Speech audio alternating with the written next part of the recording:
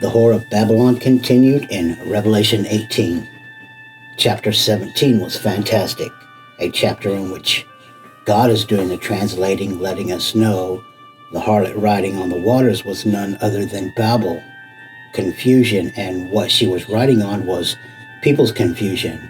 Confusion in the minds of people all over the world.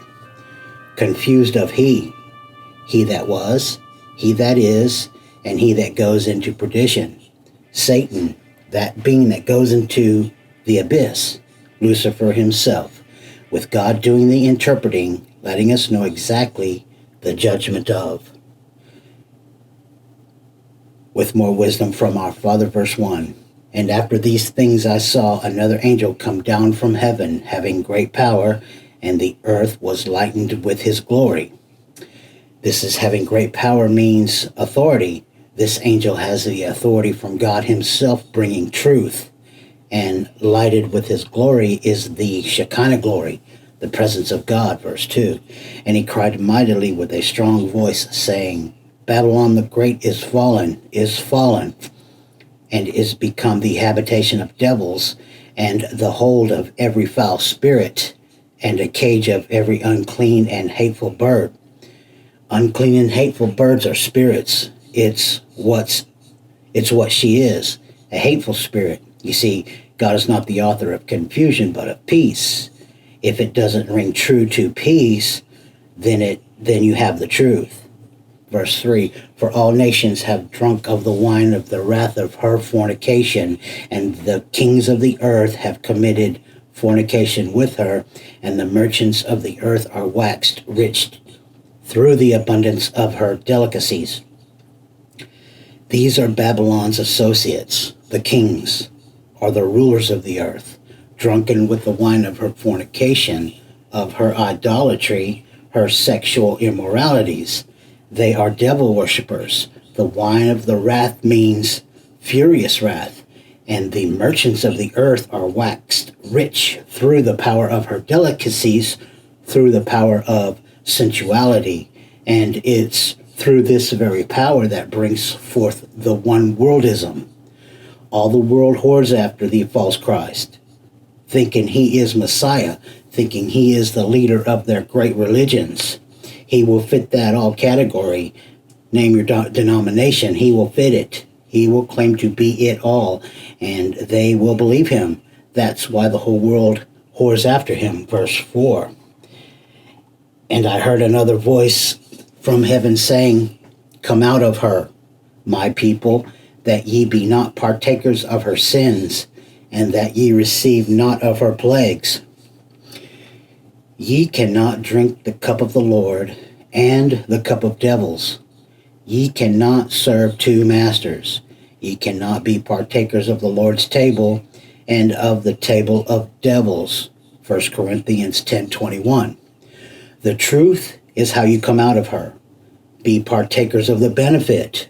You do not want to be partakers of this woman and her sins, floating around in confusion, not knowing one day to the next what's happening in this world when God has sent you a letter telling you otherwise, exactly by the number, all the seals, trumps, and vials in chronological events whereby you have been warned, and don't get caught up in the wave by learning truth. Come out of her confusion. Verse 5, for her sins have reached unto heaven, and God hath remembered her iniquities. And he's going to render pound for pound everything she's got coming. Verse 6, reward her even as she rewarded you, and double unto her, double according to her works. In the cup which she hath filled, fill to her double. Render unto her double what she has rendered unto you. What is the measure of the false Christ that brings about the deception? When you cut to her double means she'll get everything she's got coming. The queen, that is. And the harlot wave she rides on, which are the people. And in the cup which she hath filled to her double, she will get double of what she's got coming to her. Verse 7, how much she hath glorified herself and lived deliciously. So much torment and sorrow give her, for she hath said in her heart, I sit a queen, and am no widow, and shall see no sorrow. Okay, she glorified herself in luxury, and as much will receive in torment and misery, because in the heart of herself she says, I sit a queen, and a widow will never be, and mourning shall never see. This most likely is one of the reasons Christ says, woe to those that are with child when I return, spiritually speaking, that is, written of in Mark 13 and Matthew 24.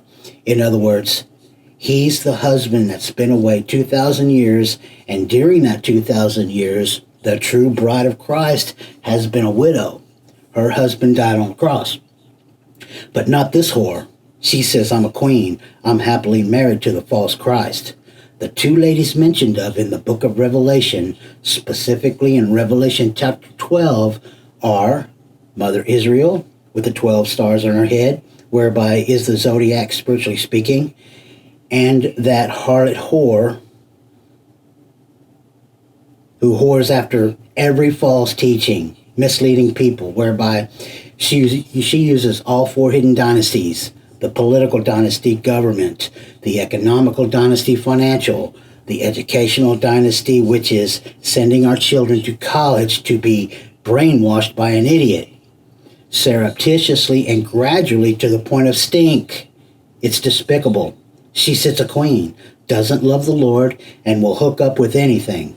Verse 8, therefore shall her plagues come in one day, death and mourning and famine, and she shall be utterly burned with fire, for strong is the Lord God who judgeth her. Her plagues coming one day, that's the day of the Lord. The suddenness and completeness of Babylon's judgment and disappearance from the face of the earth is the prominent feature of this prophecy, proving judgment has not yet taken place and awaits fulfillment.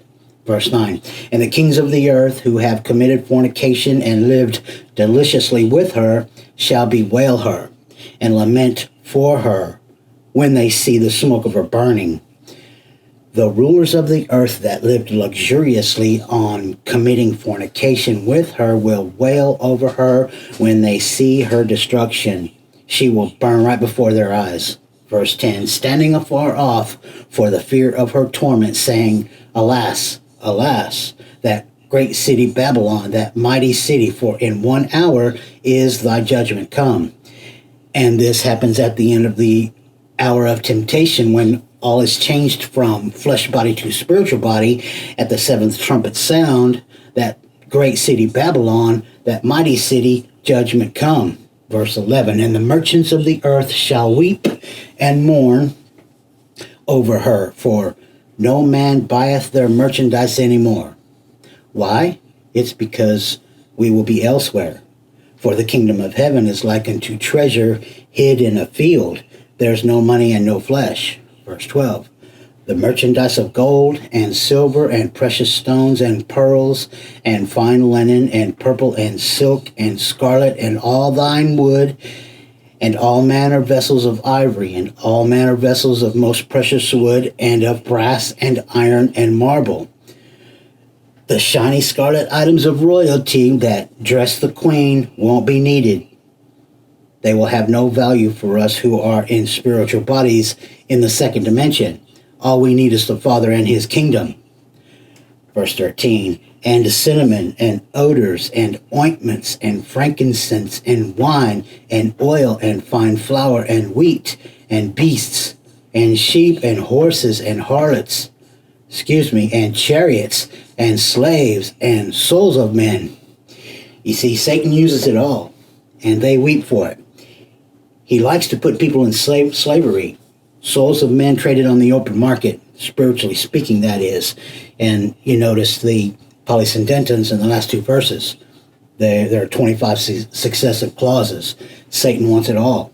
Verse 14, and the fruits that thy soul lusted after are departed from thee, and all things which were dainty and goodly are departed from thee, and thou shalt find them no more at all.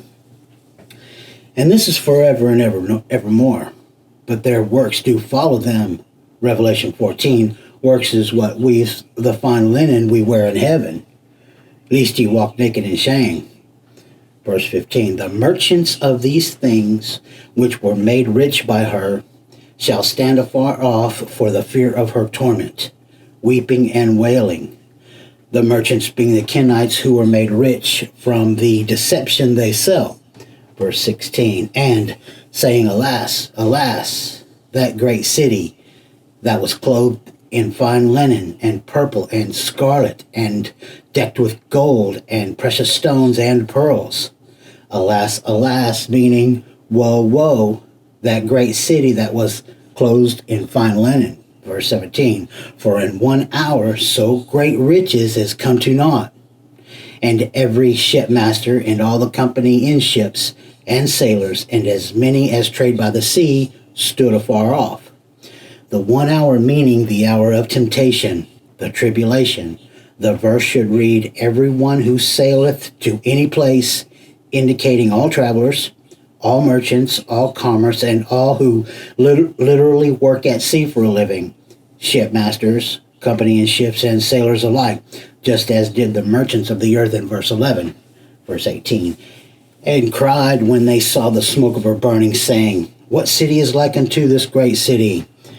There is no city like unto the great city of Babylon. Those worshiping the very confusion that enslaves them, the four-hidden dynasty, to those that work and got rich by the deception, but will now weep and cry at the smoke of her burning. 19, and they cast dust on their heads, and cried, weeping and wailing, and saying, alas, alas, that great city wherein were made rich in all that had ships in the sea by reason of her costliness, for in 1 hour she is made desolate. It all went up in smoke during that hour of temptation. They wake up and realize that it is reality. Babylon, that great city, has been made desolate. 20. Rejoice over her, thou heaven, and ye holy apostles and prophets, for God hath avenged you on her. This is what those souls under the altar are asking God. How long until you avenge our blood that was shed on them that dwell on the earth? And here you have it, those days of vengeance written of in Revelation 6, 9, and 10. That's what's coming to pass in this verse.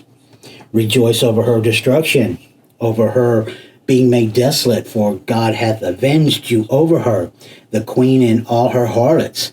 This is what the souls under the altar were asking God.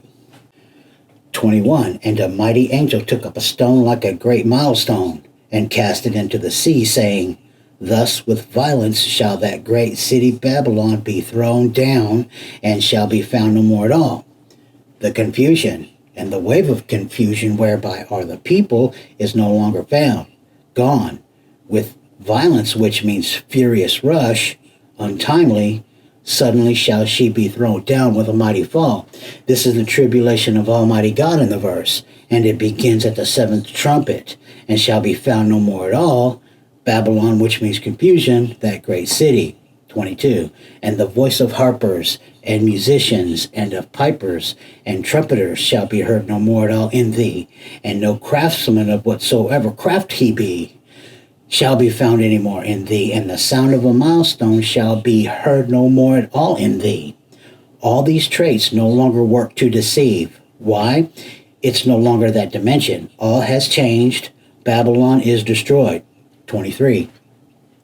And the light of a candle shall shine no more at all in thee, and the voice of the bridegroom and of the bride shall be heard no more at all in thee. For thy merchants were the great men of the earth, for by thy sorceries were all nations deceived. The whore of Babylon, which means confusion, is dead. Satan and its queen is dead. The whore of Babylon, which means confusion, is dead, along with all the merchants and sorcerers who drugged and kept the inhabitants of the earth drunk with her fornication. Verse 24, and in her being confusion, was found the blood of prophets and of saints and of all that were slain upon the earth. It all stops. The destruction of prophets and saints stops when God returns.